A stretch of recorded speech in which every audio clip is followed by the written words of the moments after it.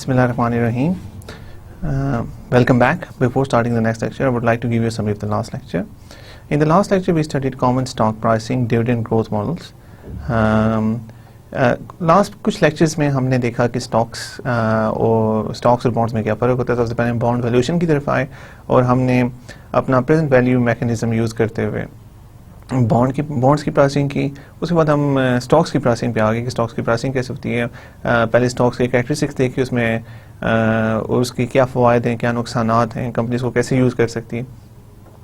और फाइनली अब हम जो लास्ट लेक्चर में थे हम ये देख रहे थे कि कॉमन स्टॉक को वैल्यू कैसे किया जा सकता है। यहाँ पे हमारे पास कुछ प्रॉब्लम्स भी आए थे कि कॉमन स्टॉक अगर for a certain period of time अगर हमने 3-4 साल के लिए कॉमन स्टॉक लिए है तो उसकी वैल्यूएशन तो आसान है, बिकॉज वो एन्यूटी की तरह होगी, क्योंकि हमें कुछ डिविडेंड पेमेंट्स मिलेंगे और फाइनली हम अपने स्टॉक को सेल कर देंगे तो हमें वो फाइनल प्राइस मिल जाएगी। तो दैट विल बी इस मैकेनिज्म को देखते हुए तो काफ़ी मिलता जुलता है हमारे डिस्काउंटिंग मैकेनिज्म से थे कि हमें जो फ्यूचर पेमेंट्स मिलने वाली उनको हम डिस्काउंट करके प्रेजेंट में ले आते हैं and we easily calculate the price of the stock, price और intrinsic value of the stock.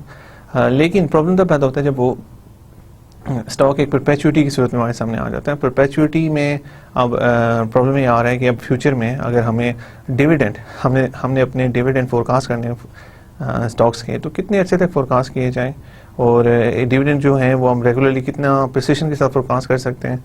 और अब प्रॉब्लम ये है कि अगर 30 साल के लिए एक बंदा होल्ड करना चाहता है स्टॉक को, तो हम 30 साल के जो स्टॉक हैं वो उनको हम फोरकास्ट कैसे करें। तो इसके लिए हमने 2 मॉडल्स देखे, एक ज़ीरो ग्रोथ मॉडल देखा और एक कांस्टेंट ग्रोथ मॉडल देखा। जो ज़ीरो ग्रोथ मॉडल देखा उसमें हमने ये देखा कि स्टॉक की जो हमारी स्टॉक की डिविडेंड्स हैं उनमें कोई ग्रोथ नहीं हो रही। Dividend zero growth dividend model में स्टॉक के डिविडेंड में कोई ग्रोथ नहीं हो रही। जो हमें पहले साल डिविडेंड मिल रहा है वही हमें दूसरे भी मिलता है, वही हमें अगले 30 साल तक मिलता रहता है। अगर सिचुएशन ऐसी रहती है तो फिर उसके अंदर हम देखते हैं कि एक परपेचुइटी से मिलता जुलता फार्मूला बन जाता है। वी जस्ट हैव टू और हमें पता है कि जब ऐसी सिचुएशन में जब कांस्टेंट कैश फ्लोज फॉरएवर हमें मिल रही हो तो you just have to divide the cash flow by the interest rate and you get the intrinsic value of the price. और उसके अलावा हमने देखा कि अगर हमारा डिविडेंड हर साल कॉन्स्टेंटली ग्रो कर रहा है एंड ग्रोथ रेट हमारा इन्फ्लेशन रेट है या कोई भी और रेट हो सकता है, तो वो जब हम देखते हैं तो वो एक ग्रोइंग परपेचुइटी का फार्मूला बन जाता है।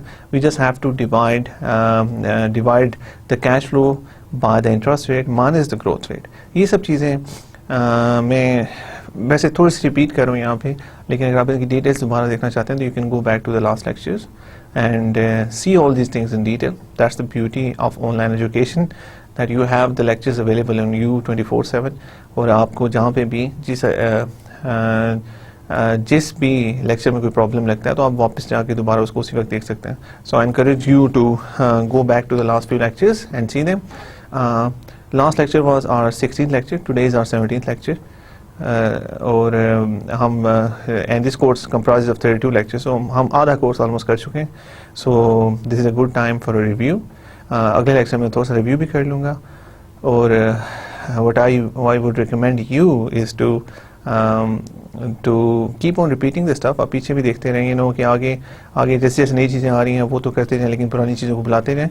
अगर ऐसा होगा तो it will be very hard for you to understand the new stuff, because जैसा कि आपने देखा है कि जो भी हम नई चीज़ करते हैं उसकी बेसिस कोई पुरानी चीज़ होती है। जैसे हम प्रेजेंट वैल्यूज़ हमने बहुत पहले देखी, लेकिन हमने देखा कि उसके ऊपर हमारी बॉन्ड की प्राइसिंग बड़ा डिपेंड करती है। उसके अलावा उसके ऊपर हमारी स्टॉक प्राइसिंग भी उसी पर डिपेंड कर रही है। सो कॉन्सेप्ट अगर जो शुरू में हम कॉन्सेप्ट्स अपने बिल्ड करते हैं वही कॉन्सेप्ट्स आगे हमारे फ्यूचर में मुख्तलिफ चीज़ों में यूज़ हो रहे होते हैं। सो keep on repeating this stuff and don't start forgetting when we move forward, because again everything depends on what you have studied till now. So let's move on to today's lecture. Today's lecture is common stock rate of return and EPS pricing model. Right, so earning per share is a very important very famous and very important figure which companies use to show the investors that how much they are earning per share. And earning per share can be used to price the stocks as well, how they can be used to price the stocks and all this stuff. We'll study that in this lecture today. The learning objectives today: after going through this lecture, you would be able to have an understanding of the following topics. First, common stock rate of return, common stocks rate of return, and second, earning per share pricing model. So सबसे पहले हम देखेंगे common stock के rate of return. हम कुछ चीज़ें तो पहले देखते आए हैं, लेकिन अब जरा हम डिटेल में देख लेते हैं what exactly is the common stock rate of return. उसके अलावा अर्निंग पर शेयर के जो प्राइसिंग मॉडल है, we will discuss that in detail today. In this lecture, we will continue our discussion on share price valuation, and we discuss the common stock valuation in case of long-term or perpetual investment. So we will again discuss. This is a final lecture on common stock pricing. So इसमें जो चीज़ें हमारी finally रह जाती हैं वो तकरीबन हम कोशिश करेंगे सारी कवर कर लें, और जो मेन फोकस होगा वो हमारे शेयर प्राइस वैल्यूएशन में होगा in case of long term और परपेचुअल इन्वेस्टमेंट. जब एक लंबे अरसे के लिए इन्वेस्टमेंट हो, या परपेचुअल इन्वेस्टमेंट से ये मुराद है कि इतना लंबा अरसा हो कि जिसको हम समझ सकते हैं कि infinite period of time. Basically अगर हम, मैंने आपसे पहले भी डिस्कस किया था कि अगर हम एक स्टॉक बाय करते हैं उसको 30 साल के लिए होल्ड करना चाहते हैं, तो we take it as a perpetuity, because 30 साल एक बहुत लंबा अरसा है, और उसके लिए उसको हम एज अ परपेचुइटी लेंगे, इसलिए कि अगर मेरे को 30 साल बाद पेमेंट मिलने वाली है तो इट्स ऑलमोस्ट, उसकी वैल्यू ऑलमोस्ट आज जीरो होगी, बिकॉज उसको हम डिस्काउंट करेंगे वापस लाते हुए. इंटरेस्ट रेट अगर हमारा 10% है तो 20 ईयर्स के बाद हमारी इन्वेस्टमेंट ऑलमोस्ट जीरो हो जाती है. It depends on the number of investment, but in the case of dividends, most of the dividends become zero after 16 after about 20 to 25 years. So अगर investment हम hold करना चाहते हैं for 20 to 30 years, then we take it as perpetuity, and perpetuity की खसूसियात और details हम पहले काफ़ी डिटेल में कर चुके हैं. So वो अगर आप उसमें दोबारा से देखना चाहते हैं, you can go back to the last lectures and see that.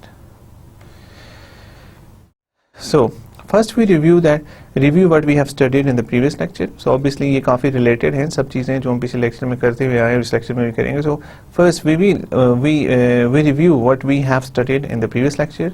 What we have discussed two approaches of perpetual common stock valuation.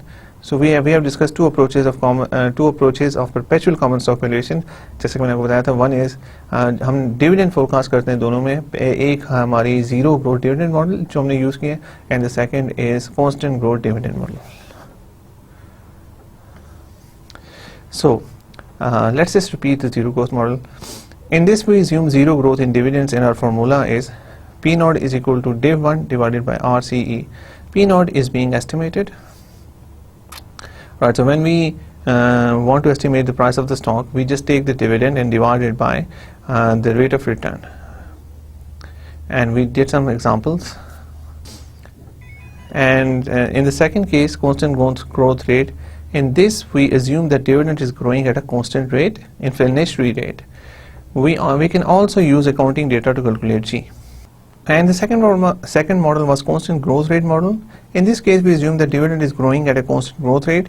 इसमें हमने दो पॉसिबिलिटीज़ को देखा था. पहली पॉसिबिलिटी ये थी कि हमारा जो डिविडेंड है वो ग्रो कर रहा है कांस्टेंट ग्रोथ रेट पे. And what is that rate? We took that rate as inflationary rate. इसका मतलब है कि डिविडेंड हर साल उतना ग्रो कर रहा है जितनी कि इन्फ्लेशन ग्रो करी है, ताकि परचेजिंग पावर सेम रहे.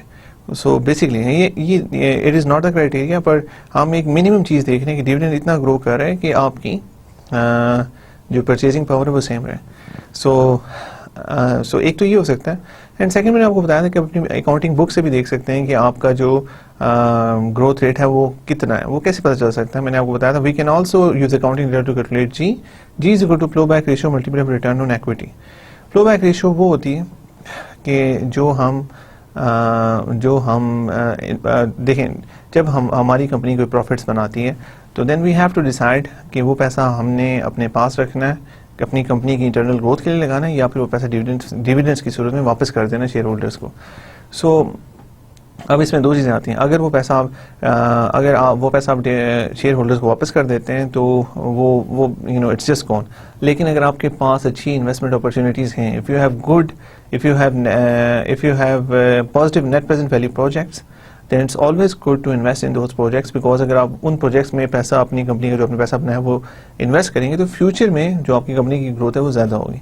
सो हम ये देखते हैं कि कंपनी ने पिछले कुछ अरसे में कि मैं उसकी फ्लो बैक रेशियो क्या है, कि कितना पैसा वो रखती है और वो अपने प्रोजेक्ट्स में इन्वेस्ट करती है, इंटरनल जो उनके अपने positive net present value projects हैं, वो देख के उसको मल्टीप्लाई करते हैं रिटर्न ऑन इक्विटी से, तो हमें एक आइडिया हो जाता है कि what is the growth rate of this company.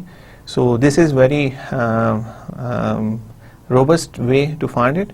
देखें कि हम ये देख रहे हैं कि कंपनी के पास कितने, एक कंपनी अपने पास जो पैसे हैं उनको कितने अच्छे प्रोजेक्ट्स में इन्वेस्ट कर रही है और उससे कंपनी के फ्यूचर में ग्रोथ कितनी होगी. सो हमें पिछले 5 या 10 साल का डेटा उठा के देख सकते हैं, और अगर हम एक एवरेज ग्रोथ रेट चाहते हैं तो हम उनकी एवरेज निकाल लेते हैं, तो हमें पता चल जाएगा कि और वो वाला ग्रोथ रेट भी हम यूज़ कर सकते हैं कॉन्स्टेंट ग्रोथ मॉडल में.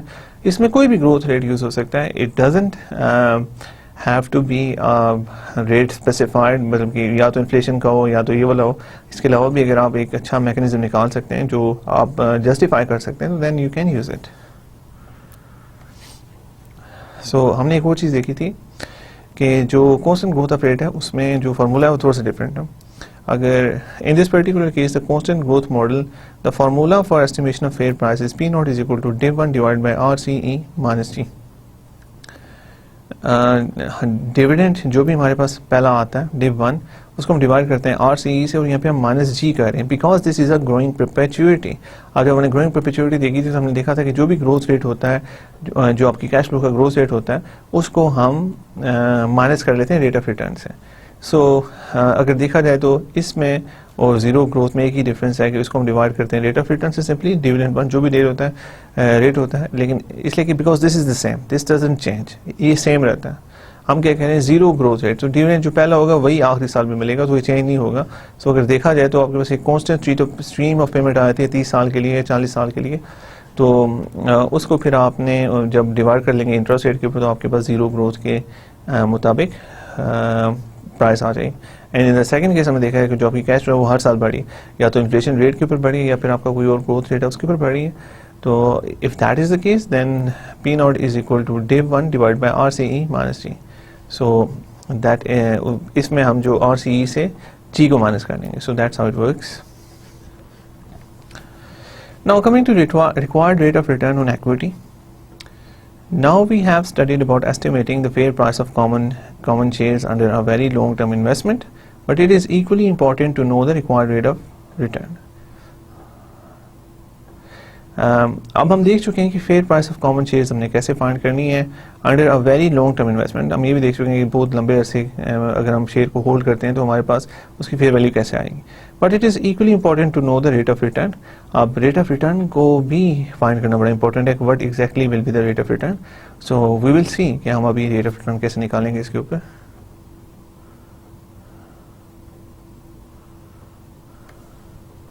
In capital budgeting criterion we have mentioned that we have to look both NPV as well as IRR. NPV is the price or value of the asset and security, and IRR is the measure of rate of return of a particular asset or project. Right, हम capital budgeting के जब criteria देख रहे थे तो हमने वहाँ पे मेंशन किया था कि we have to look both at NPV and as well as IRR. हमने देखा था कि वहाँ पे हम दोनों क्राइटेरिया यूज़ करेंगे, NPV को भी यूज़ करेंगे, नेट प्रेजेंट वैल्यू जो हमारे पास आएगी, और IRR को भी यूज़ करेंगे. NP is the price or value of the asset or security. NPV is the price or value of the asset or security. NPV हमें एक नंबर देती है, that is the value, price or value of the asset or security, and IRR is a measure of rate of return of a particular asset or project. And हमने देखा था कि IRR जो होता है वो हमें rate of return देता है of a particular asset or project based on the cash flows. Again, if you want details, just go back to the capital budgeting lectures. We discussed MPV and IRR in much detail there, and you will find all the relevant details, examples, and solutions there. So, if you're a bit rusty on this concept, just go back, revise them, and come back, and you will understand this stuff a lot better.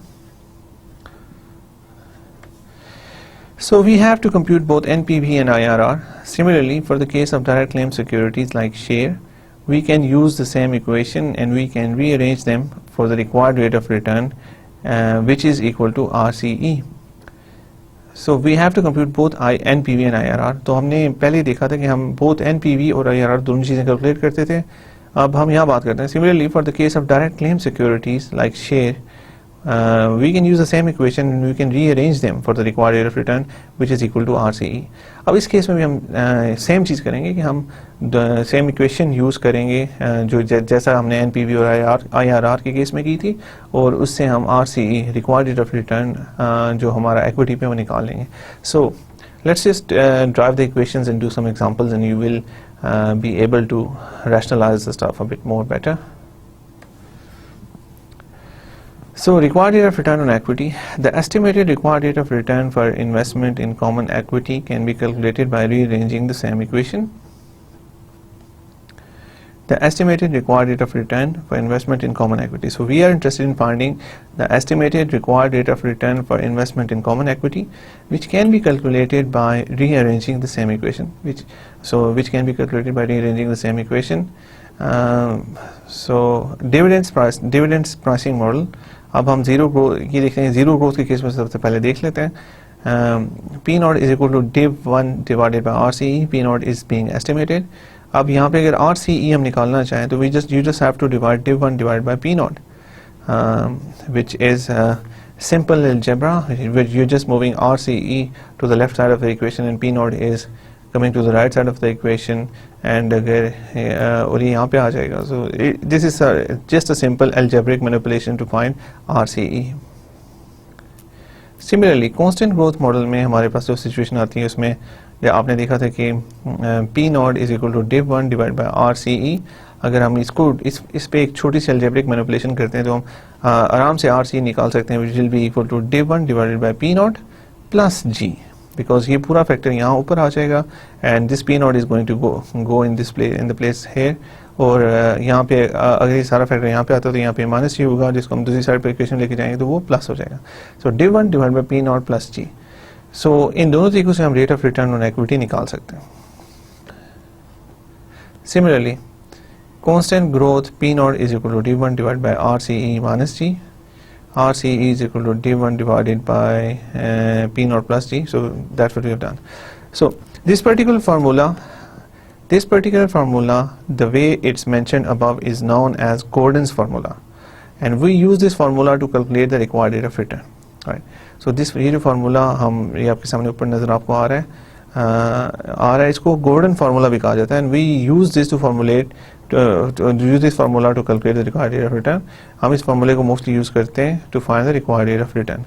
So remember, this is an important equation. It's called Gordon's formula. Right. So coming to Gordon's formula now.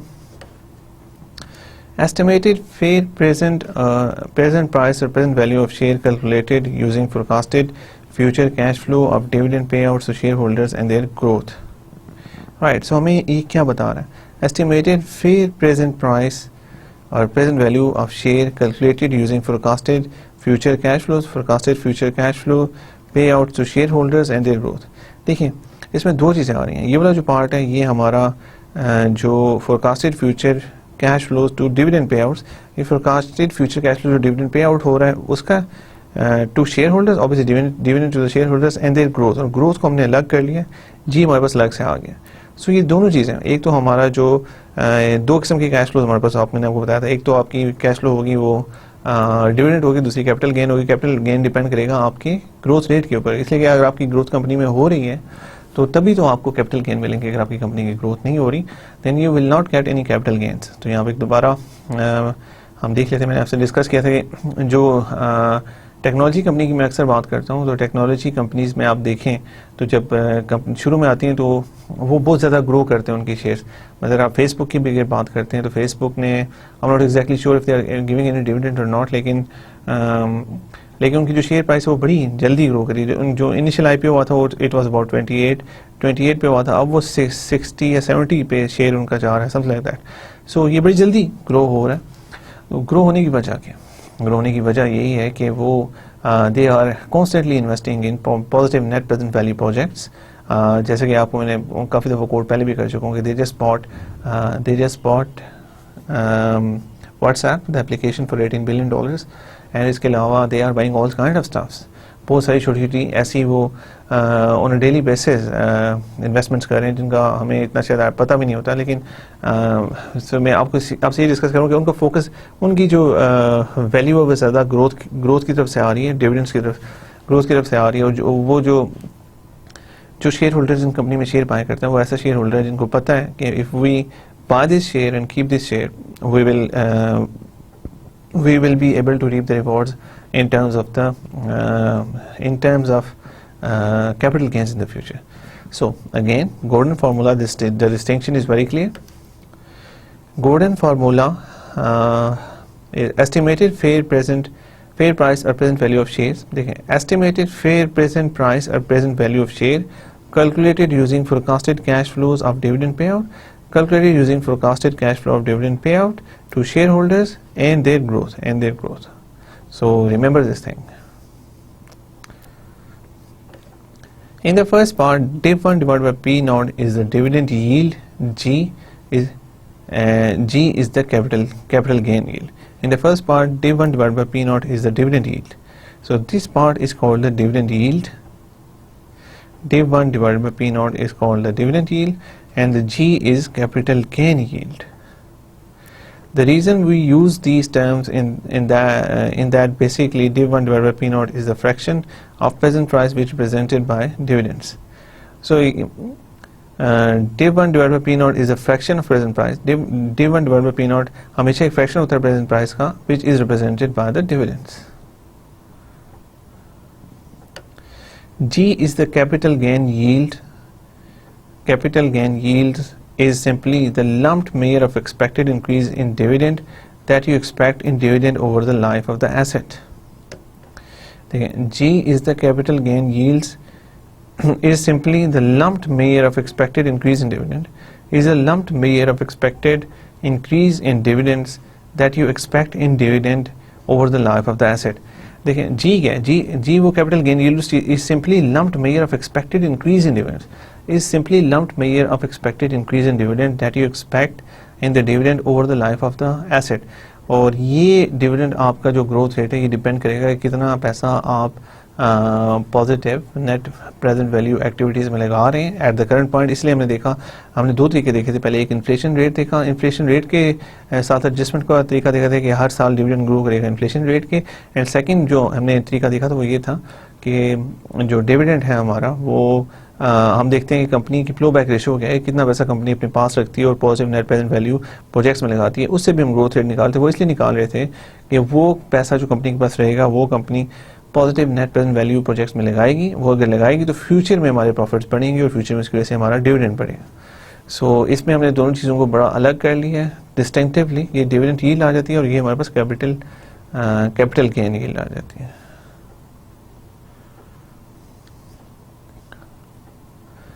Now if you see the formulas of stock valuation that we have discussed up till now, these formulas have used forecasted dividends, and that is why we call this formula dividend yield approach to find the prices. We have used dividends as a direct measure of cash flow that the stockholder receive from security. Right, if you see the formula of stock valuation जो हम अभी तक देखते रहे, these formulas have used forecasted dividends, and that is why we call them formula dividend yield approach to find the price. और तो हमने देखा कि हम यहाँ पे forecasted dividends यूज़ करते रहे, and इसलिए हमने formula dividend yield approach to find the price कहते हैं। We have used dividends as a direct measure of cash flows that a stockholder receives from security. So हमने use किया dividends को as a direct measure of cash flows that a stockholder receives from the security. We mentioned that we will calculate value of an asset or security based on cash flows it will generate in the future. Any working asset can be valued based on its future cash flows. So हम देख चुके हैं कि direct लेम securities हमारे पास जो हैं वो दो किस्म की हैं, जिसमें स्टॉक्स हैं और बॉन्ड्स हैं, और उनको वैल्यू, किसी भी सिक्योरिटी को वैल्यू करने के लिए we see the cash flows which it provides us in the future.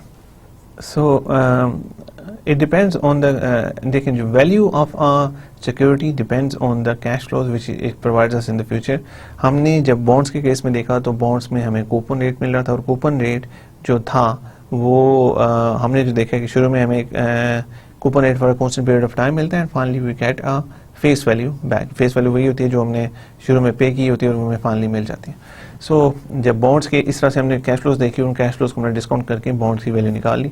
इसी तरह स्टॉक्स में जब हम आए तो स्टॉक्स में हमने देखा कि हमारे पास डिविडेंड्स ऐसे हैं जो कॉन्स्टेंटली आएंगे, और उसके बाद फाइनली क्या होगा कि हमें जो अपनी स्टॉक की जो मार्केट वैल्यू उस पर हम उसको सेल कर देंगे, और वो हम सारी पेमेंट्स को अगर डिस्काउंट करके आज लेके आ जाते हैं तो हमारे पास प्राइस आ जाती है। सो और इन केस ऑफ परपेचुइटी जब बहुत लंबा अर्सा होता है तो जो हमें फाइनल जब हमने स्टॉक सेल करते हैं तो वो जो हमें पेमेंट मिलनी है वो उसको जब हम डिस्काउंट करके यहाँ पे लेके प्रेजेंट पे लेके आएंगे 20 या 30 साल के बाद से प्रेजेंट में लेके आते हैं तो it gets almost zero. So we just ignore that, और सिर्फ हम कैश फ्लोज देख रहे होते हैं कि डिविडेंड की कितने अरसे के लिए कैश फ्लोज हैं। उसमें हमने दो चीज़ें देखी हैं, अगर हमारा जीरो ग्रोथ मॉडल में है तो डिविडेंड को हम डिवाइड कर देंगे जी से, अगर कांस्टेंट ग्रोथ रेट है तो हम उसको डिवाइड कर देंगे आर माइनस जी से, फिर जी इज रेट ऑफ रिटर्न, जो भी हमारी कैश फ्लो डिविडेंड है उसको हम डिवाइड कर देंगे आर माइनस जी से, where R is the rate of return and G is the growth rate. यहाँ पे एक इम्पॉर्टेंट चीज़ है कि जो प्रेजेंट वैल्यू मैकेनिज्म है वो it is a very helpful mechanism. You can value any kind of security. देखिए स्टॉक्स और बॉन्ड्स को अगर आप वैल्यू कर सकते हैं तो वो आपने प्रेजेंट वैल्यू के ही मैकेनिज्म को यूज़ करते हुए किया है। तो अगर आपके पास किसी और किस्म की सिक्योरिटी आती है तो you can obviously value that. आपको सिर्फ ये देखना पड़ेगा कि ये वैल्यू कि जो भी सिक्योरिटी आपके अंडर कंसिडरेशन है इसकी कैश फ्लोज क्या है, और पहली बात की कैश फ्लोज क्या है, कितनी कैश फ्लोज है, हमें क्या कैश फ्लोज मिलेगी, पहली बात। एंड सेकंड इंपॉर्टेंट थिंग इसकी कैश फ्लो जो हमें मिल रही है वो कब मिल रही है, फ्यूचर में अगर मिलनी है तो कब फ्यूचर में हमें मिलेंगी। सो ये दो चीज़ें जब आपको क्लियर हो जाती हैं तो you can easily use the present value mechanism to find the price और fair value of any kind of security. And basis यही, अभी देखें आगे हम फ्यूचर में जाके हो सकता है बहुत complex securities like stocks, so not like stocks, like options in future, जो डेरिवेटिव सिक्योरिटीज उनको वैल्यू करें, लेकिन उनको वैल्यू करने का भी बेसिक मैकेनिज्म सेम है। We will see the cash flows कि कैश फ्लोज हैं क्या उनकी, and then we will discount the cash flows to the present to find their present fair value. So we began valuing shares based on dividend income that a shareholder receive. There is another approach for valuing shares. So हम पहली जो हमने approach use की है वो dividend income का है कि कितना डिविडेंड मिलेगा। ऑब्वियसली जो मेन कैश फ्लो होती है वो डिविडेंड और कैपिटल गेंस होती हैं, और हमने वो दोनों तरीके यूज़ करके सबसे पहले जो सबसे इनहेरेंट कैश फ्लोज थी, सबसे visible cash flow, dividend and capital gains, we valued the stock based on them. But there is another approach of valuing shares, and now we will see what's the next approach. So the next approach we will see is called earning per share pricing model.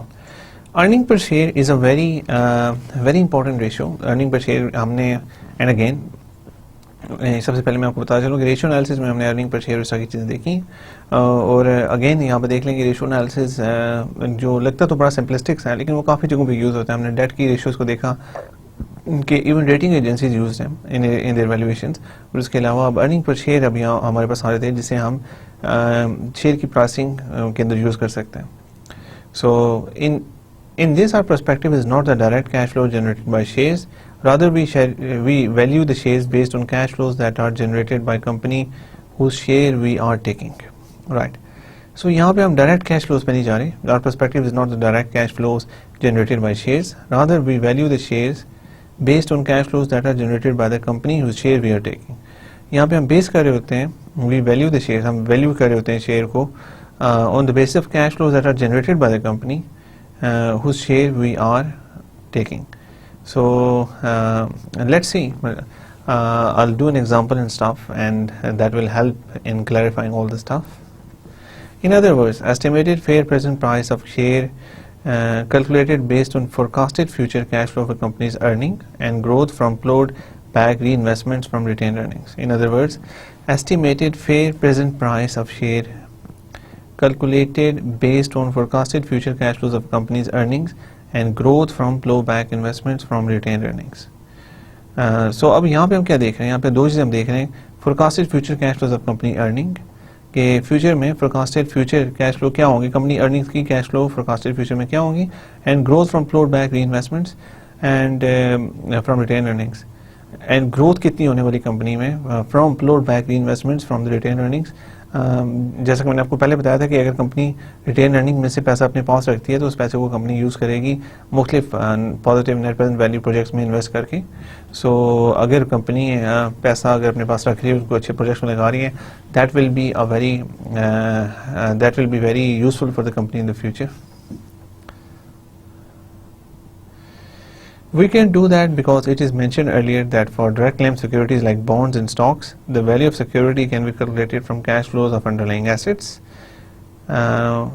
For share, the underlying assets are the assets of the company and cash flow generated by the assets of the company.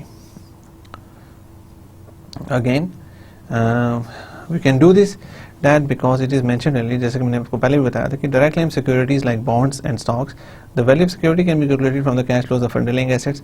जो value of the security होती है वो आती कहाँ से है? That comes from the cash flows of the underlying asset. अगर हम एक बॉन्ड बाय करते हैं तो बॉन्ड से क्या होगा? बॉन्ड अगर कोई कंपनी इशू करती है तो क्या वो पैसा उसके पास आ गया तो उसको रख नहीं लेगी, वो उस पैसे से कुछ नई मशीनरी लगाएगी, कुछ नई फैक्ट्रीज बनाएगी, जिससे इफेक्टिवली नई कैश फ्लो प्रोड्यूस होगी। उस कैश फ्लो से वो जिन लोगों से पैसा लिया गया बॉन्ड का उनको वापस किया जाएगा, उनका इंटरेस्ट रेट दिया जाएगा, उनको रिटर्न मिलेगा and finally company useful profits बनाएगी। शेयर के केस में भी ऐसा होता है, अगर आप पैसा अगर आप शेयर होल्डिंग देते हैं, अगर आप शेयर सेल करते हैं तो you are effectively selling ownership in the company. तो ओनरशिप जब आप सेल करते हैं तो ऑब्वियसली कंपनी जो पैसा इकट्ठा करती है तो उसको वो positive net present value projects में लगाएगी। जब लगाएगी तो उससे पैसा आएगा, वो पैसा आएगा तो वो डिविडेंड्स की सूरत में, वो कैपिटल गेन्स की सूरत में इन्वेस्टर्स को मिलेगा। For shares the underlying assets are the asset of the company. Shares में भी सेम है कि the underlying assets are the asset of the company and cash flow generated by the assets of the company. Basically finance में जो भी value होती है वो कैश फ्लोज की वजह से आती है। और for shares the underlying assets of the shares के लिए जो अंडरलाइंग एसेट्स होते हैं वो एसेट्स ऑफ द कंपनी होते हैं, और जो and the cash flow generated by the assets of this company, और जो कैश फ्लो वो एसेट्स जनरेट करते हैं उसकी वजह से सारी वैल्यू आती है। राइट, सो अगर हम थोड़े से डिफरेंसेस देख लेते हैं, कॉमन स्टॉक प्राइसिंग अप्रोचेस देखते हैं, तो डिविडेंड में क्या हो रहा है? Stock, paper, direct claim security issued by the company. Forecasted dividends, cash flow generated by stocks and present value of the stock of a company. ये तीन चीजें, पहले स्टॉक कंपनी, एक paper direct claim security issued by company ABC, कोई भी company issue करती है। फिर उसके बाद हम देखते हैं कि फोरकास्टेड डिविडेंड्स क्या होंगे फ्यूचर में, कैश फ्लोज जो हमारे पास आती हैं उनकी बेसिस पे हम वैल्यूएशन कर लेते हैं। अब अर्निंग पर शेयर प्राइसिंग में क्या हो रहा है? Real assets and future investments in projects of the company.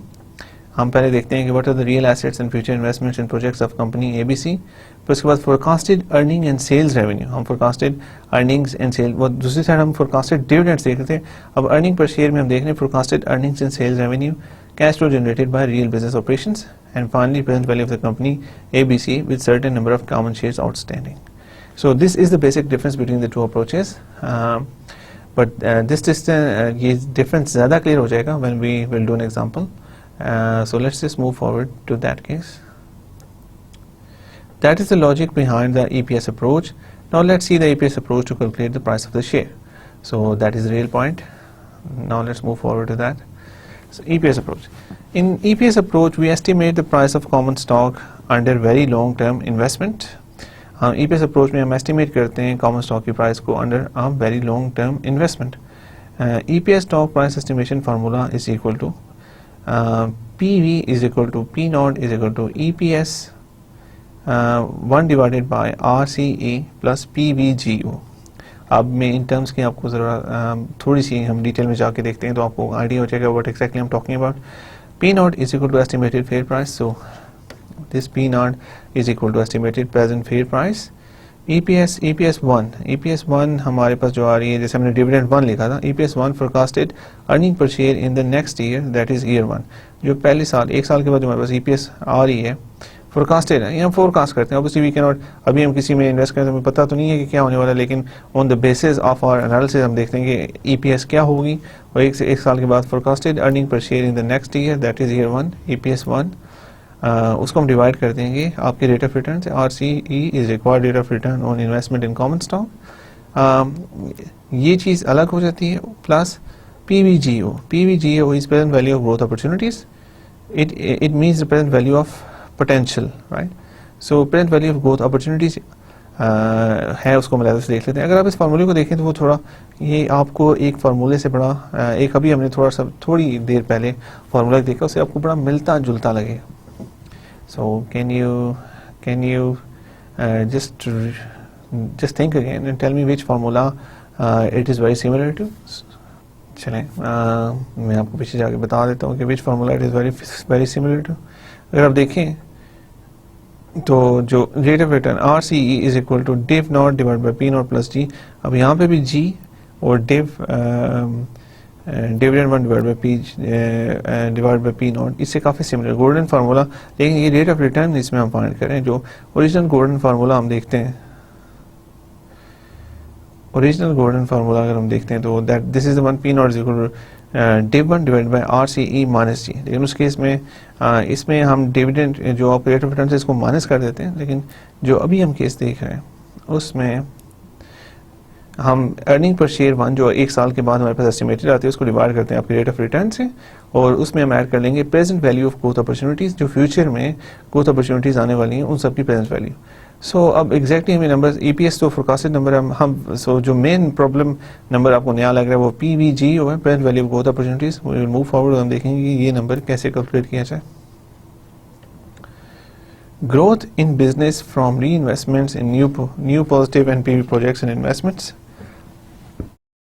Right, so again इस बात पे फोकस है, बार बार मैं एक बार फिर बताता हूँ कि growth in business from reinvestments in new positive NPV projects and investments. देखें, ग्रोथ इन बिजनेस तभी होगी जब आप री इन्वेस्टमेंट्स करते रहेंगे in new positive net present value projects investments. जैसे कि मैंने आपको पहले बताया था कि देखिए फाइनेंशियल मैनेजमेंट का पर्पस है to maximise shareholders wealth, और मैक्सिमाइज शेयर होल्डर वेल्थ कैसे की जाएगी? If you keep on investing in positive net present value projects.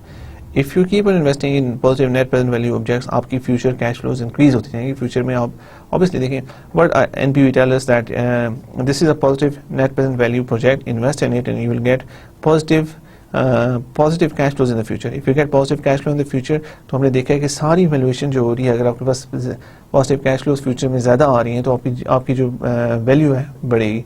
इसी वजह से आपकी शेयर की प्राइस बढ़ेगी, आपकी फेयर वैल्यू बढ़ेगी। तो वो सब डिपेंड करता है कि आप के पास जो कंपनी है जो अपने इनिशियल प्रॉफिट्स बनाती है वो उसमें से कितना पैसा वापस करती है और कितना पैसा अगर उसके पास अच्छे प्रोजेक्ट्स हैं और उनमें लगाती है।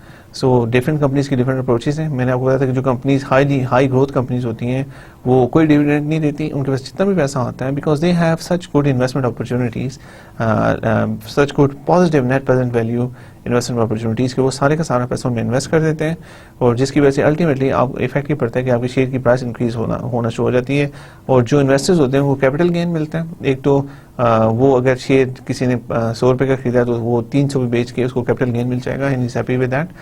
एंड कंपनी तब तक ये अप्रोच जारी रखेगी जब तक उसके पास अब इतनी अच्छी अपॉर्चुनिटीज़ ना रहें इन्वेस्टमेंट करने की।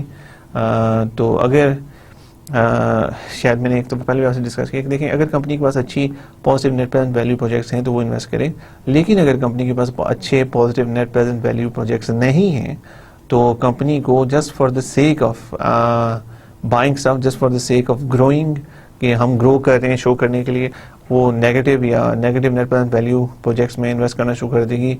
अगर कर देगी फॉर अ लॉन्ग टर्म तो it will not be able to survive, फिर वो सर्वाइव नहीं कर सकेगी। एंड दूसरी बात ये है कि कंपनी को so let's make the distinction very clear. अगर कंपनी के पास positive net present value projects हैं तो डू इन्वेस्ट इन देम, अगर नहीं है तो कंपनी को चाहिए कि जो पैसा उनके पास पड़ा हुआ है वो शेयर होल्डर्स को वापस कर दें। इसलिए कि अगर पैसा उनके पास पड़ा हो तो उनको 2 ऑप्शन है, या तो अपनी बैलेंस शीट्स के ऊपर रखा रखें उस पैसे को, कैश को, या तो उस कैश फ्लो को शॉर्ट टर्म सिक्योरिटीज़ में रख लें जिसमें उन्हें थोड़ा सा रिटर्न मिले, या वो पैसा वापस कर दें उन शेयर होल्डर्स को जिन्होंने ओरिजिनली आपको पैसा दिया था। तो the best approach is to distribute back the money if you don't have any very good positive net present value projects in the near term, in the near future. Apple के बारे में आपको ने बताया था कि एप्पल की जो अब फाइनल एनुअल मीटिंग हुई थी, Apple had a lot of cash on them, और इस दफ़ा शेयर होल्डर्स आर कंसर्न कि what is Apple going to do with them. Because अगर देखा जाए तो एप्पल पहले तो बड़ी उन्होंने नए प्रोडक्ट्स लार्ज इन्वेस्टमेंट देखें, आईफोन आया, आईपैड्स आए, और अभी भी आईफोन्स आ रहे हैं, लेकिन अब ग्रोथ स्लो होती जा रही है बिकॉज स्मार्टफोन्स की जो मार्केट है वो स्क्वीज होती है, मतलब बहुत सारे स्मार्टफोन सेलर्स आ रहे हैं, प्राइसेस कम हो रही हैं, तो जिसकी वजह से एप्पल अब शेयर होल्डर्स उनसे पूछ रहे हैं, क्योंकि कह रहे हैं कि अगर आप positive net present value projects में इन्वेस्ट नहीं करें तो रिटर्न एज द मनी, हमें वापस करें पैसा शेयर में। और दो तरीके हो सकते हैं शेयर होल्डर्स को पैसे रिटर्न करने के। एक तरीका तो डिविडेंड है ऑब्वियसली, एंड सेकंड तरीका शेयर बायबैक्स पे होता है। शेयर बायबैक्स आप अपने जो शेयर्स हैं कंपनी के वो बाय कर सकते हैं वापस, जितने भी आउटस्टैंडिंग शेयर होल्डर्स, जितने भी तो नहीं कहा जा सकता लेकिन काफ़ी सारे लोगों से जो लोग सेल करना चाहते हो बिलिंग। सो ये दो तरीके यूज़ होते हैं। इसकी डिटेल में आपको बताऊंगा बाद में कि when to use share buybacks, when to use dividends and this kind of things. Basically tax का फ़र्क होता है, इसलिए कैपिटल गेन्स पे जो टैक्स है वो डिफरेंट है, जो डिविडेंड्स पे टैक्स है वो डिफरेंट है। तो विल डिस्कस दैट। एंड एक और चीज़ मैं थोड़ी सी रिपीट करता हूँ जो हम पहले करते रहे, कि remember that sometimes you invest in negative net present value projects. मैंने आपको दो एग्जांपल्स दी थी कि चाइना के अंदर बहुत सारी companies negative net present value projects में इन्वेस्ट कर रही हैं because China is growing such a phenomenal rate कि अगर अभी वो कंपनीज प्रॉफिट में नहीं है तो फ्यूचर में अगर उनको मार्केट शेयर मिल जाता है तो companies can become hugely profitable. So in the short term उनको थोड़े से लॉसेज लेने पड़ते हैं। उसके अलावा हमने देखा है कि सो काफ़ी ऑब्वियसली कंपनी एक नई अप्रोच नई चीज़ करने के लिए जाती है तो उसमें रिस्क ज़्यादा है, और अगर रिस्क ज़्यादा है तो फिर उसमें लॉस होने का खर्चा भी ज़्यादा हो सकता है कि शुरू में कई ऐसे प्रोजेक्ट्स हैं जिसमें आप इन्वेस्टमेंट करते हुए डरते हो कि आपकी इन्वेस्टमेंट जा सकती है लेकिन उससे आपको हाई रिटर्न भी मिल सकता है। सो बेसिकली ये सारी रिस्क की बातें। एंड अब जो अगले कुछ लेक्चर्स होंगे हमारे रिस्क के ऊपर ही होंगे। सो उसमें ही आपको काफ़ी चीज़ें क्लियर भी हो जाएंगी इंशाल्लाह कि रिस्क एंड रिटर्न को की रिलेशनशिप क्या है। हमने अगर एक सिक्योरिटी का रिस्क ज़्यादा है तो हमें इसमें इन्वेस्ट करना चाहिए कि नहीं करना चाहिए, उसका रिटर्न कितना होना चाहिए, ये सब चीज़ें हम रिस्क एंड रिटर्न मॉडल्स में देखेंगे। और सो नाउ अभी हम बात कर रहे थे PVGO के present value of growth opportunities को कैसे देखा जाए। PVGO is perpetuity formula. The formula is PVGO is equal to NPV1 divided by RCE minus G. Right हम देखेंगे सबसे पहले हम PVGO में देख के रहे हैं कि NPV1 की जो हमारी पहले साल की NPV आती है, वो जो प्रोजेक्ट्स हमने पहले इन्वेस्ट किए उसमें जो NPV आती है उसको डिवाइड करते हैं RCE माइनस G। अब हमने देखा था कि परपेचुटी में हम देखें परपेचुटी वो ये ग्रोइंग परपेचुटी का फार्मूला हमने यहाँ पे यूज़ किया present value of growth opportunities को फाइंड करने के लिए। हम ये देख रहे हैं कि नेट प्रेजेंट वैल्यू जो हमारी पहले साल आ रही है वो क्या है। जो नेट प्रेजेंट वैल्यू आ रही है उसको हम डिवाइड कर देंगे RCE माइनस G पे, और उसके बाद हम देख रहे हैं कि जो हमारी पहले प्रेजेंट वैल्यू आई है उसका ग्रोथ, उसके बाद हम देख रहे हैं कि क्या ग्रोथ रेट है आगे, कि हमारी जो नेट प्रेजेंट वैल्यू वो इंक्रीज़ हो रही है तो किस रेट पे इंक्रीज़ हो रही है। ये इंडिकेशंस पुरानी पहले से भी मिल सकती हैं कि अगर हमने पहले कुछ प्रोजेक्ट्स में इन्वेस्ट किया है पिछले 10 साल में तो हम देख सकते हैं कि वो हमारी NPV अगर पहले साल में इतनी थी तो दूसरे साल में इतनी इंक्रीज़ हुई, तीसरे में इतनी इंक्रीज़ हुई, चौथे में इतनी इंक्रीज़ हुई, तो उसके मुताबिक हम एक ग्रोथ रेट निकाल सकते हैं और उस ग्रोथ रेट को यहाँ पे यूज़ करके हम present value of growth opportunities निकाल रहे हैं। So what we do is NPV1 जो पहले साल के बाद हमें NPV मिलती है उसको डिवाइड करते हैं RCE जो रेट ऑफ रिटर्न है माइनस G, और जो हमारा ग्रोथ रेट है जैसा कि मैंने आपको भी बताया कि ग्रोथ रेट हम ये वही ग्रोथ रेट है जो हम पहले डिस्कस कर चुके हैं। वही दो सिचुएशन, या तो इन्फ्लेशन पे उसको रखा जा सकता है या फिर हम एक ग्रोथ रेट देख सकते हैं फ्रॉम द बुक्स और उसको हम यूज़ कर सकते हैं। इज इक्वल टू, अब यहाँ पे अगर देखें तो I0 plus C divided by RCE that is the formula. ये NPV का फार्मूला है कि इनिशियल इन्वेस्टमेंट हमारी कितनी हुई प्लस जो हमें उसके ऊपर रिटर्न मिल रहा है वो कितना है। C this is the cash flow divide by required rate of return on the cash flow, उसको हम डिवाइड कर देंगे RC minus G। In this PVGO model, constant growth G, it is the growth in NPV of new reinvestment projects or investments. G is equal to flowback multiplied by return on equity. In this PVGO model, constant growth G, it is the growth in NPV of the new reinvestment projects of or investment G is equal to flowback multiplied by ROE। अब यहाँ पे हम देख रहे हैं कि net present value क्या है जो हम एसेट्स, ऑब्वियसली जो फ्लोबैक जो मैंने आपसे क्या कहा था कि जो भी हमारे पास पैसा आता है, जो हमारे पास एक साल के बाद कैश फ्लो आ गया तो या तो हम उसको इन्वेस्ट कर सकते हैं या वापस कर सकते हैं। अगर इन्वेस्ट कर सकते हैं तो फिर हमने देखना है कि हमारे पास इन्वेस्टमेंट करने के बाद नेट प्रेजेंट वैल्यू क्या आई, तो हम ये देख रहे हैं जो इस जी से जो हमने ये फ्लो बैक हमने किया था, इसके जो मुख्तलिफ एनपीवी प्रोजेक्ट्स में गया था उससे असल में हमें एनपीवी क्या मिली और वो कितनी ग्रो हो रही है, उस पर हम यूज़ करेंगे सारा आगे. Perpetual net cash flows from each project और reinvestments. I not is equal to value of reinvestment not paid to shareholders. So in this case I not is the value of reinvestments not paid to the shareholders. ये वही पैसा है जो हम या तो share holders को दे सकते थे लेकिन हमने नहीं दिया, और हम वो पैसा यूज़ कर रहे हैं मुख्तलिफ इन्वेस्टमेंट्स में, मुख्तलिफ positive net present value projects में, ताकि हमारे फ्यूचर की ग्रोथ अपॉर्चुनिटीज बढ़े. Value of investment not paid to the shareholders is equal to PB multiply by EPS, flow back ratio multiply by earning per share, और ये equal होता है flow back ratio multiply by earning per share. फिर PB is equal to flow back is equal to 1 minus पे out ratio. अब flow back क्या होगी, flow back ratio के जो हमने पैसा रख लिया, पैसा जो हमने अपने पास रखा जो कंपनी इन्वेस्टमेंट करने के लिए, वो कितना होगा, और जितना भी टोटल पैसा होगा उसमें से अगर हम वो निकाल देते हैं जो पैसा हमने लोगों में डिस्ट्रीब्यूट कर दिया, तो फिर हमारे पास वो पैसा बच जाता है जो हमने अपने पास रख लिया. Flow back is equal to 1 minus the pay out. Pay out is equal, और पे आउट क्या होती है कि हमने पे कितना किया, dividend divide by earning per share. Earning per share पर हम डिविडेंड को डिवाइड करते हैं तो पता चलता है कि हमने पे आउट किया कितना. And earning per share is equal to NI minus div divided by number of shares of common stock outstanding, where NI is net income from profit and loss account statement and div is equal to dividend. हम earning per share में हम net earnings में से dividend को minus कर देते हैं और उसको हम डिवाइड करते हैं number of common shares outstanding, और number of common share outstanding पे तो हमारे पास ये चीज़ आ जाती है. RE1 is equal to RE0 plus N11 plus div 1. So return on equity is equal to net income divided by number of shares outstanding.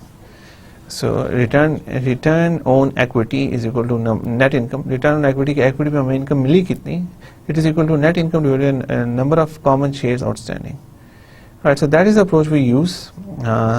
It sounds थोड़ा सा लग रहा है कि काफ़ी हमने इसमें फार्मूलाज आ गए, काफ़ी चीज़ें आ गई, but it is not very complex. It is very simple. सिर्फ ये है कि आपने नंबर्स देखने हैं जो आपके पास आए होंगे, उनको मुख्तलिफ तरीक़ों से रखना है. You will finally find these details. So now we'll see the EPS approach. Now when we look at the detailed method of calculating the NPV, you will see that NPV1 is equal to I naught plus C divided by RCE divided by RCE minus T. So जैसा कि आपने देखा था, इस फॉर्मूले को हम पहले भी देख चुके हैं कि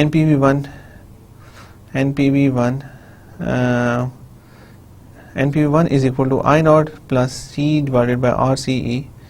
NPV1 हमने देखा था कि इनिशियल इन्वेस्टमेंट क्या है और हमारे पास कैश फ्लो आ रही है, उसको हम डिवाइड कर लेते हैं इसके ऊपर, और इसको जब हम डिवाइड कर लेंगे RCE माइनस G पे, RCE माइनस G हमारे पास पहले से आया है, RCE माइनस G जो हमने present value of growth opportunities को फाइंड करने के लिए यूज़ किया. If we compare it with the traditional NPV formula, I naught is value of the initial investment. I naught is the value of the initial investment.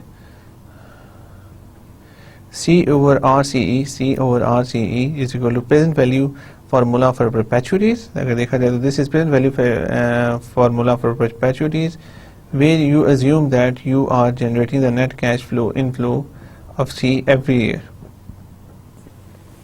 सो यहाँ पे हम देख रहे हैं कितनी इन्वेस्टमेंट कर रहे हैं, फ्यूचर में हमें एक जो कैश फ्लो है वो एज ए परपेचुअली देख रहे हैं, हम इसको as a long term investment देख रहे हैं कि लंबे अरसे तक हमें ये कैश फ्लो मिलती रहेगी.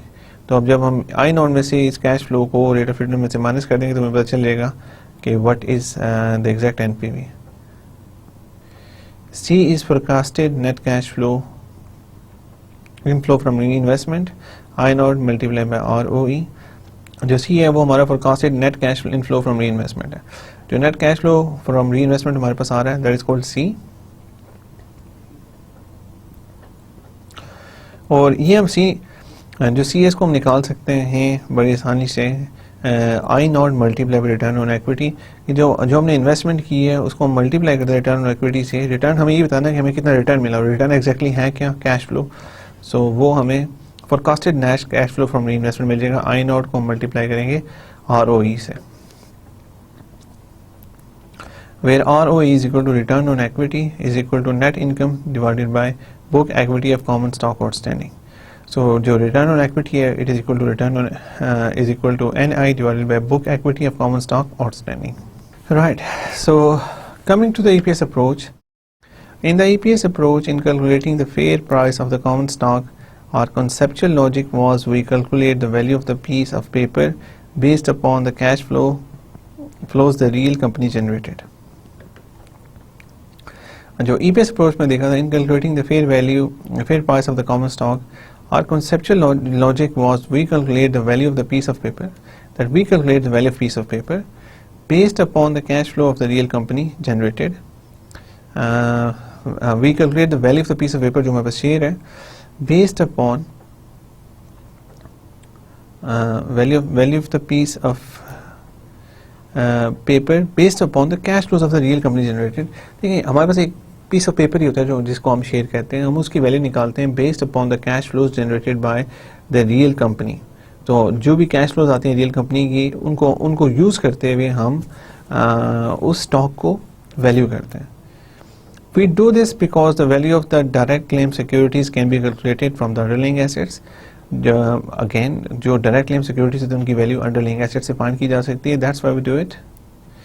In EPS approach, we talk about the company and the cash flows that the company generates. But in the case of dividend approach, we are talking about the cash flows directly generated from the piece of paper, that is dividends. देखिए अब जो difference main वो यही है कि जो हमारी जब हम बात करते हैं ईपीएस अप्रोच की, तो इसमें हम बात करते हैं we talk about the cash flow that the company generate. जो भी कैश फ्लोज कंपनी जनरेट करती है, तो आप देख लें हमने पीछे नेट इनकम की जो कैश फ्लोज हैं वो सब चीज़ें देखी. लेकिन in the case of dividend approach we talk about the cash flows generated directly by the piece of paper. लेकिन हम जब डिविडेंड की बात करते हैं तो उसमें हम डायरेक्टली देख रहे हैं कि कंपनी के जो डिविडेंड्स हैं और उस तरह की चीज़ें जो डायरेक्टली जो कैश फ्लोज आ रही हैं वो directly from the piece of paper जो आ रही हैं, जो आपको एक होल्डिंग से मिलती हैं, हम उसके ऊपर डिपेंड करें. चलें थोड़ा सा इसमें डिस्टिंक्शन को और क्लियर कर लेते हैं. देखें अब दो तरीके हैं जब हमने अब शेयर को वैल्यू करना है, वो दो तरीके. एक तो हमारी नॉर्मल अप्रोच है जो हम यूज़ कर रहे हैं, जिसमें हम देख रहे हैं कि ये अगर आपके पास शेयर है तो ये आपको डिविडेंड्स मिलने और ये जब आप बेचेंगे तो आपको ये प्राइस मिलनी है, इसकी बेसिस पर कर लेते हैं. दूसरी हो सकती है कि आप अंडरलाइंग एसेट्स की तरफ चले जाएं. आप देखें कि आपने एक कंपनी का शेयर बाई किया, फिर आप उस कंपनी का एनालिसिस सारा करें कि कंपनी जो है उसकी नेट इनकम इतनी है, ये सब इतनी है, बाकी जो अंडरलाइंग एसेट्स का सब कुछ बनता है उसके मुताबिक हम निकालो. ये देखें growth present value growth opportunities क्या आ रही है, वो सब करने के बाद हम देखें कि कंपनी के शेयर की वो वैल्यू इस पर होनी चाहिए. सो एक अप्रोच में हम डायरेक्टली देख रहे हैं कि कंपनी का अगर हमने शेयर बाई किया, हमें इससे डिविडेंड्स मिल रहे हैं, हमें उसमें फाइनली शेयर प्राइस मिलेगी, तो उस पर आपकी जो प्राइस उसके मुताबिक उसकी प्राइस क्या होनी चाहिए.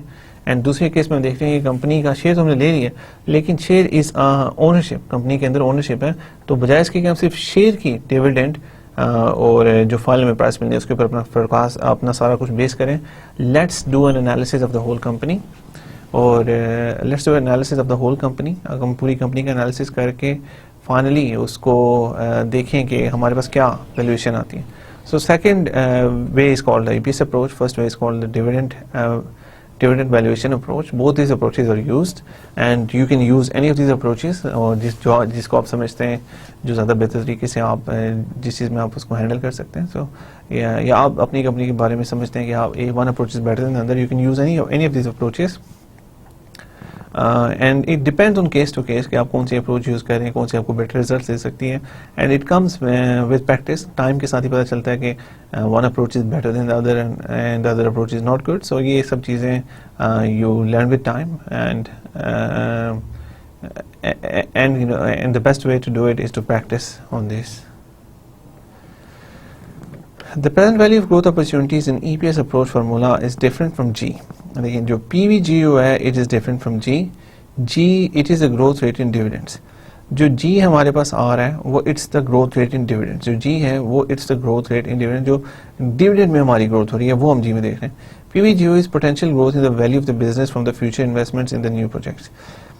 PVGO, present value of growth opportunities, is potential growth in the value of the business. Potential growth जो value of the business हो सकती है from future investments in new projects. From future investments in new projects, जो नए projects में हम future investments कर रहे हैं उसकी वजह से जो value of the business में इजाफा हो सकता है उसको हम देखें. अगर हम मैंने आपको बताया कि हम फ्लो बैक पैसा कर रहे हैं, उसके बाद हम उसको positive net present value projects में लगा रहे हैं, देन वी कैन देन हमारी फ्यूचर में जो कंपनी की वैल्यूएशन वो बेहतर होगी. So that is reflected by PVGO. लेकिन एक बात इसमें याद रखें कि अगर हमारी डिफरेंट भी है और सिमिलर भी है। सिमिलर इस केस में है कि जो जी है, जो ग्रोथ है डिविडेंड में फ्यूचर में, वो भी डिपेंड इसी बात पे करेगी कंपनी कितना पैसा अपने पास अभी रख रही है और कितना पैसा इन्वेस्ट कर रही है अच्छे प्रोजेक्ट्स में। फ्यूचर में आपका डिविडेंड ग्रो कब हो सकता है? जब आपके पास ज़्यादा कैश फ्लो आ रही है। क्या ज़्यादा कैश फ्लो कैसे आएगी? अगर आप प्रेजेंट में positive net present value projects में इन्वेस्ट करेंगे। So they are conceptually the same things, लेकिन डिफरेंट एवेन्यूज हैं। ये ग्रोथ की सूरत में, ये डिविडेंड ग्रोथ की सूरत में आ रहा है और ये हम इसमें ओवरऑल पूरा पोटेंशियल निकाल के देखते हैं। जैसे मैंने आपको बताया था कि एनपीवी हम देखते हैं, उसको हम एज अ और उस पर जो रिटर्न आ रहा है उसको एज अ परपेचुइटी देखते हैं, फिर उसको हम डिवाइड करते हैं आर माइनस जी से, तो तब जो हमारे पास चीज़ आती है वो हमें एग्जैक्टली बता रही होती है कि और इस कंपनी की अगर आप नेट प्रेजेंट वैल्यू प्रोजेक्ट में इन्वेस्ट करें तो that is the return you are getting. लेकिन यहाँ पे इनडायरेक्टली अगर जब वो सारा रिटर्न आने के बाद आपके पास पैसा ज़्यादा होता है तो आपका जो डिविडेंड का ग्रोथ है वो बढ़ सकता है, because you have more money ना, राइट। ईपीएस अप्रोच अगर हम देखते हैं, the basic model we use to estimate this present value of company which is coming from investment in future projects with positive net present value is that we assume that the company saves their part of the net income in the form of retained earning every year.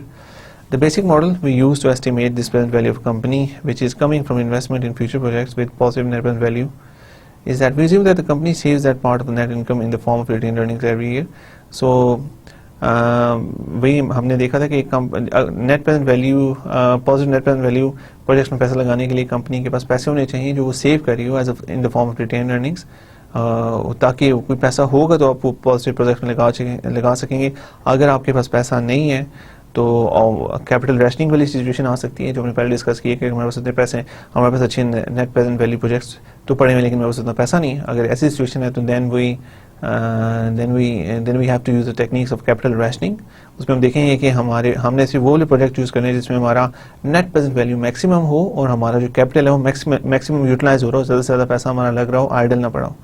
और अगर उससे भी आगे चल जाते हैं तो अगर हमारे पास बिल्कुल पैसे नहीं है जो हम इन्वेस्ट कर सकते हैं फ्यूचर अपॉर्चुनिटीज़ में, तो फ्यूचर में हमारा ग्रोथ सफ़र करेगा, जिसकी वजह से हमारे फ्यूचर में डिविडेंड भी सफ़र करेगा और ग्रोथ और ओवरऑल जो हमारी कंपनी की ग्रोथ है वो भी सफ़र करेगी।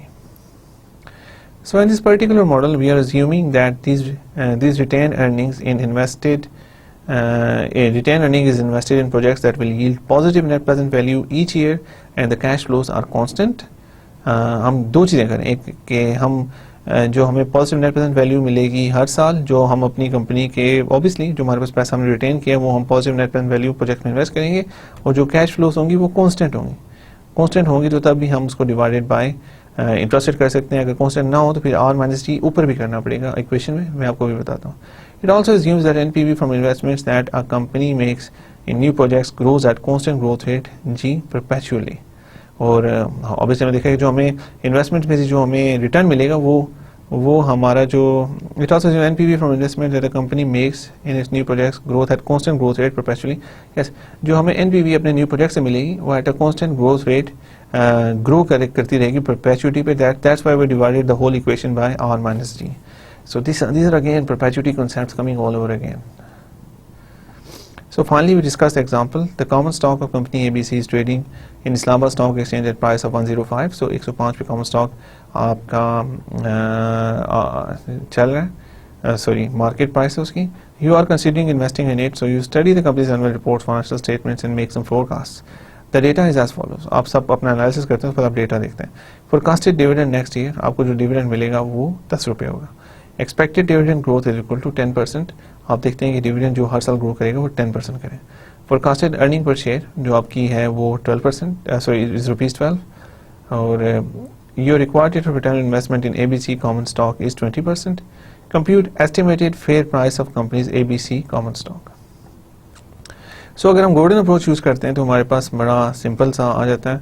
Present value is equal to dividend pricing, इसमें हम करें dividend pricing golden approach. P not is equal to div 1 divide by R C E minus G. और अब इसके अंदर हम देख लेते हैं 10 जो हमारे पास डिव 1 है वो that is 10 rupees and R C is 20% and minus G is 10%. So overall 10 divided by 20% minus 10% is equal to 10 divided by 0.1. 0 is equal to 100. Estimated fair price is less than the market price of 110. So share is overvalued. देखें अभी जो market price है वो 110, जो हमने आपको बताया था कि the common stock is trading इस्लामिक स्टॉक एज 105 जो हमारी वैल्यूएशन के मुताबिक हमारे पास प्राइस आती है दैट इज 100, ये 110 या 105 होना चाहिए था, लेकिन चले it doesn't affect the analysis. Estimated fair price is less than the market price of 105, so the share is overvalued. जो शेयर है आपके एनालिसिस के मुताबिक शेयर ओवरवैल्यू, उसकी वैल्यू गिरनी चाहिए. आगे हम देख लेते हैं अर्निंग पर शेयर मॉडल को. हम देखेंगे तो इसमें दो चीज़ें आ जाती हैं. इसमें हमने देखा था कि P not is equal to EPS1 जो EPS 1 साल के बाद आएगा divide by RCE plus PBGO. अब EPS divide by RCE is simple. EPS जो हमारे पास थी वो 12 थी डिवाइडेड बाय हमने देखा था required rate of return is 20, so it is ₹60. अब present value of growth opportunities के लिए हम NPV1 divided by RCE minus G करेंगे. अब वापस NPV1 is equal to I0 plus C divided by RCE divided by RCE minus G. So this is the basic term. उसमें सिर्फ इसकी manipulation है. हमने देखा है I0 is equal to PB multiply by EPS. अगर आप पीछे नोट्स में जाके देखेंगे तो that is equal to this. और उसके बाद उसके बाद आप देखते जाएं आगे जो C है is equal to I0 multiply by return on equity. ये भी मैंने आपको बताया था. अगर आप कुछ स्लाइड्स पीछे जाके देखेंगे तो आपको ये भी क्लियर हो जाएगा. RCE divide by RCE minus G. और ये वाले जो नंबर्स हैं ये यहाँ पे मैंने निकाले में अलहदा से. आप देख सकते हैं जो PB है इज इक्वल टू 1 माइनस पे out is equal to 1 minus div divide by EPS is equal to 1 minus 10 by 12 is equal to 1/6. हमने यहाँ पे 1/6 यूज़ किया. और जो G है is equal to PB multiply ROE is equal to 10%, 1/10, so ROE is equal to 6/10. So ROE is equal to 6/10. So ये I won't go in the details but all of this is given here. और पीछे भी मैंने बताया है. So you can use all this. जब आप इस सबको यूज करके इस फार्मूले में, this is just mathematical calculation, you find out the PVG is equal to ₹40 and आपके पास ₹40 PVG आता है. और आप 60 में 40 ऐड करें तो it's the same as the dividend approach. So it is giving us the same result. EPS approach shows that 40%, that is 40 out of 100 of the value of the growth is growth based. कि देखें अब जो हम अपना future में investments में जो हम अपना फ्यूचर इन्वेस्टमेंट्स में इन्वेस्ट करें उसमें वो बेस करता है 40%. 40% जो वैल्यू जो हमारी ग्रोथ हो रही है वो इस वजह से हो रही है कि हम फ्यूचर अच्छी इन्वेस्टमेंट में इन्वेस्ट करें. और 60% हमारी हो रही है जो करंट अर्निंग पर शेयर आ रही है. राइट. सो ये ग्रोथ स्टॉक के बारे में आप दोबारा बताया है कि ग्रोथ स्टॉक वही स्टॉक है जो ज़्यादा इन्वेस्ट करते हैं positive net present value projects में और कम पैसे प्रेजेंट में शेयर होल्डर्स को देते हैं. और उनकी जो इस वजह से उनकी वैल्यू ज़्यादा होती है प्रेजेंट में. इस वजह से उनकी फ्यूचर में वैल्यूएशन बढ़ती है लेकिन प्रेजेंट में वो इतना पैसा दे नहीं देते शेयर होल्डर्स को. जैसे मैंने बताया था कि टेक्नोलॉजी कंपनी शुरू में बहुत सारा पैसा जितना भी वापस आता है वो इन्वेस्ट कर देती हैं ताकि उनके फ्यूचर में ग्रोथ ज़्यादा हो. Right. Common stock rate of return. This is summary again. Common stock हमने रेट ऑफ रिटर्न आज कंप्लीट कर लिया. Earning per share pricing model में हमने देख लिया. So that's all for the common stock. अब हम रिस्क और रिटर्न पे आएंगे और हम देखेंगे रिस्क क्या है और रिटर्न क्या है और उस मॉडल एवेल्युएशन और सब चीज़ें हम उसमें देखना शुरू करेंगे. Portfolios and all that kind of stuff. Thanks very much for your time and Allah Hafiz.